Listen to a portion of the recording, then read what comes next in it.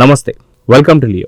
నేను మీ జగన్. పరకామణి ఈ కేసులో ఎవరైతే సతీష్ కుమార్, రవికుమార్ అనేటువంటి వ్యక్తి ఏదైతే తిరుమల తిరుపతికి సంబంధించి హుండీ లెక్కింపులో చోరీ చేశాడు అని చెప్పి గుర్తుపట్టి కేసు అంటే ఫిర్యాదు చేసినటువంటి ఒక సతీష్ కుమార్ ఎవరైతే ఉన్నారో ఆయన విజిలెన్స్ సంబంధించి ఏవిఎస్ఓ బాధ్యతలు నిర్వహిస్తున్నారు. అయితే 2023లో ఈ కేసు అంటే ఫిర్యాదుని సతీష్ కుమార్ రవికుమార్ దొంగలించాడని చెప్పేసి అయితే కేసు నమోదు చేయడం జరిగింది.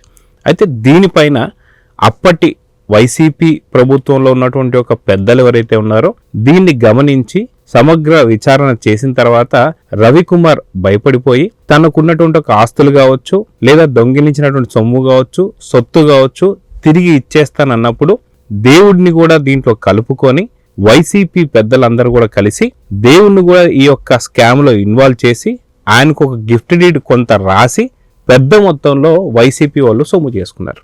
అయితే ఇదంతా ఒక ఎత్తు అయితే ఇది ఇంక ఇక్కడతో సమస్య పోయింది, లోక్ అదాలత్లో కంప్లీట్గా రాజీ చేసేసుకున్నాం అని చెప్పేసి అంటే దేవుణ్ణి కూడా ఎలా మోసం చేయొచ్చు అనేది మాత్రం చాలా వెన్నతో పెట్టిన విద్యలాగా వైసీపీ నేతలు చూపించారు. కానీ దేవుడు కలియుగ వెంకటేశ్వరుడు అయితే ఆయనని మోసం చేస్తే ఏం జరుగుతుందో తెలుసుగా. ఇప్పుడు ఆ యొక్క కేసు మళ్ళీ తిరిగి తోడడం జరిగింది.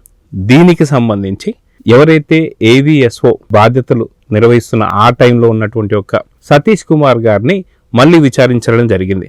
ఆయన గతంలో విచారణకు హాజరై అంతకుముందు ఏం జరిగిందో పూస గుచ్చినట్టు కూడా చెప్పడం జరిగింది. గతంలోనే పూర్తి వివరాలు ఇచ్చేసినటువంటి ఒక సతీష్ కుమార్ గారు ఇప్పుడు వాంగ్మూలం ఇచ్చేటువంటి టైంలో సతీష్ కుమార్ గారు అనూహ్యంగా తాను చనిపోయి అంటే ఒక గురైపోయి తాడిపత్రి రైల్వే స్టేషన్ పట్టాలపైన పడిపోయి ఉన్నాడు. అంటే దీన్ని చూస్తే ఏమర్థం అవుతుంది? ఒక్కసారి రీకాల్ చేసుకుంటే ఏపీ ప్రజలందరికీ కూడా కొన్ని సంఘటనలు గుర్తొస్తున్నాయి. గతంలో మనం చూసుకుంటే పరిటాల రవి గారి కేసు. పరిటాల రవిని చేసింది ఎవరు అంటే మొద్దుసీను ఎందుకు చేశావంటే మా బావ కళ్ళల్లో ఆనందం చూస్తానికి అని చెప్పేసి అన్నారు. ఎవరా బావ అంటే మద్దెల చెరువు సూరి. ఈ మొద్దుసీను కూడా అరెస్ట్ చేసి ఎప్పుడైతే జైల్లో పెట్టిన తర్వాత అనుకోకుండా ఈ యొక్క కేసులో అంటే పరిటాల రావు గారి కేసులో ఎవరెవరు ఇన్వాల్వ్ అయ్యారని చెప్పి చూస్తే వైఎస్ జగన్మోహన్ రెడ్డి గారిని కూడా అప్పట్లో ఉన్నటువంటి ఒక స్పెషల్ పోలీస్ టీం ఇన్వెస్టిగేషన్ చేసింది. కాకపోతే జగన్మోహన్ రెడ్డి గారికి ఉన్నటువంటి ఒక అదృష్టం ఏంటి అంటే అప్పుడు వైఎస్ రాజశేఖర రెడ్డి గారు ముఖ్యమంత్రిగా ఉన్నారు.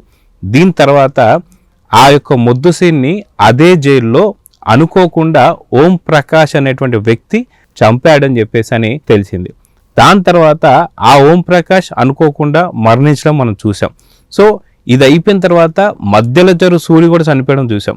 దాని తర్వాత భానుప్రకాష్ అంటే తన పర్సనల్గా ఉన్నటువంటి వ్యక్తి మధ్యల చెరు సూరికి చాలా పర్సనల్గా ఉండేటువంటి వ్యక్తి తన సొంత కారులో ఎక్కడైతే యూసఫ్ గూడ దగ్గర కారులోనే కాల్చడం జరిగింది. ఇప్పుడు ఓన్లీ భానుప్రకాష్ మాత్రమే మిగిలిన్నాడు. ఈ కేసు తీసి పక్కన పెడితే వైఎస్ వివేకానంద రెడ్డి, వైఎస్ జగన్మోహన్ రెడ్డి గారికి చిన్నానైనటువంటి ఒక వైఎస్ వివేకానంద రెడ్డి గారిని స్వయంగా చంపింది ఎవరు అంటే వైఎస్ అవినాష్ రెడ్డి అని చెప్పేసి ఇప్పటికీ ఎన్నోసార్లు వైఎస్ సునీత గారు చెప్పడం జరిగింది. దీని తర్వాత హంతకుడు అవినాష్ రెడ్డి అని చెప్పి గతంలో కూడా జగన్మోహన్ రెడ్డికి తెలుసు. స్కెచ్ మొత్తం ఇచ్చింది జగన్మోహన్ రెడ్డి అని చెప్పి చాలాసార్లు చాలా పత్రికలు కావచ్చు ఇవన్నీ రాస్తున్నా వాస్తవానికి ఎక్కడ అంటే చిన్న 6 కిలోమీటర్ల దూరానికి కూడా జగన్మోహన్ రెడ్డి గారు హెలికాప్టర్లో వెళ్ళేటువంటి జగన్మోహన్ రెడ్డి గారు ఆ రోజు ఎందుకని కారులో వెళ్ళారు అనేటువంటి ఒక అనుమానం ఏపీ ప్రజల్లో స్టార్ట్ అయింది. అయితే లోటస్ పాండ్ నుంచి పులివెందల వరకు కారులో వెళ్ళినటువంటి ఒక జగన్మోహన్ రెడ్డి కావచ్చు అదేవిధంగా భారతిరెడ్డి కావచ్చు ఆ కారులో ప్రయాణించేటప్పుడు ఆ డ్రైవర్ ఎవరైతే ఉన్నారో నారాయణ యాదవ్ ఆయన ఏమయ్యాడు, ఎందుకని చిన్న వయసులో అనుమానాస్పదంగా మరణించాడు. అదేవిధంగా చూసుకుంటే భారతిరెడ్డి గారి తండ్రి కుట్లు వేయడం జరిగింది. దీనికి సంబంధించి ఆయన ఎందుకు చనిపోయాడు, అదేవిధంగా ఇది చాలా ఘోరమైనటువంటి అని చెప్పేసి అన్న జగన్మోహన్ రెడ్డికి కజిన్ అయినటువంటి ఒక అభిషేక్ రెడ్డి ఏ అనారోగ్యంతో చనిపోయాడు. అదేవిధంగా చూసుకుంటే రంగన్న వాచ్మెన్ ఎలా చనిపోయాడు. వివేకా కేసులో దాదాపు 6 మంది దాటిపోయినటువంటి ఒక అనుమానాస్పద మృతులు. అదేవిధంగా చూసుకుంటే ఏదైతే పరిటాల రవి గారి కేసులో దాదాపు 4 అనుమానాస్పద మృతులు.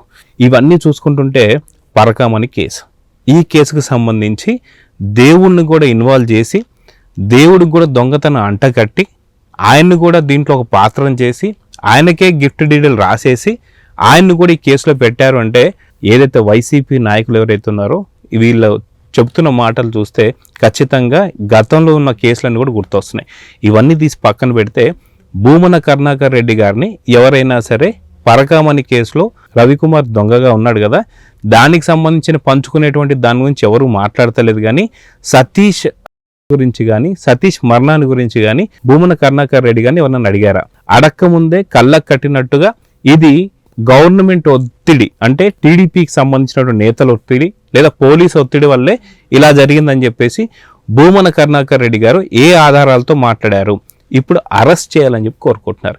ఆ రోజు వివేకానంద రెడ్డి గారు మొదట పొద్దున్నే గుండెపోటుతో మరణించారని చెప్పేసి విజయసాయిరెడ్డి గారు చెప్పడం, రాత్రికి వచ్చేసి జగన్మోహన్ రెడ్డి గారు గొడ్డలితో నరికి నరికి నరికి నరికి నరికి నరికి అని చెప్పి 7 సార్లు నరికారని చెప్పి చెప్పడం, ఇవన్నీ చూస్తుంటే పేర్ని నాన్నగారు అన్నారుగా గతంలో ఏదైతే చీకట్లో కన్ను కొట్టి వేసేసి పొద్దున్న వెళ్ళి పలకరించాలని చెప్పేసి అన్నారు. వైసీపీ దీన్నే అనుసరించిందా? సతీష్ రెడ్డి మరణంలో ఖచ్చితంగా ఏపీ ప్రజల్లో ఇలాంటి అనుమానాలే ఉన్నాయా? వాస్తవానికి మీరేమనుకుంటున్నారు? ఒకసారి కామెంట్స్ రూపంలో తెలియజేయండి. నమస్తే.